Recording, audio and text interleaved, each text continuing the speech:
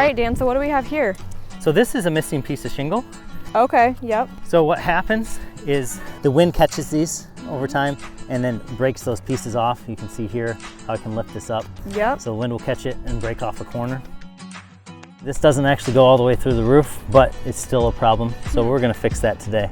Awesome. And it's super easy to repair with these 3 tabs. So what does that look like to fix this one shingle? Yeah, what we're gonna do is lift up the shingles around it and pull this one shingle out. Okay. And then just slide in a new one. Unfortunately, with the age, it's not gonna look the same, but it will give her a little more time. How many years has this roof been on here? This roof has been on 25 years at least. Okay.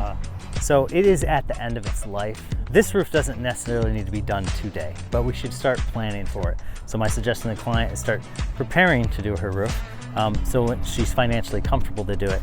And in the meantime, we just do some touch-ups to get her through. And that's one of the things that I love about you and your company, you know, ACME Exteriors, is you guys really are not coming in and pressuring people to, you know, buy the roof today, because that's a lot of what this industry is. I mean, it's a lot of pressure sales, one call close, like if you know, if the salesperson doesn't sell it, then the deal gets forfeited. And so I think it's great that you guys are coming out here, giving her, you know, here are the things that we need to do, the punch list items to get you, you know, 1, 2, maybe 3 years.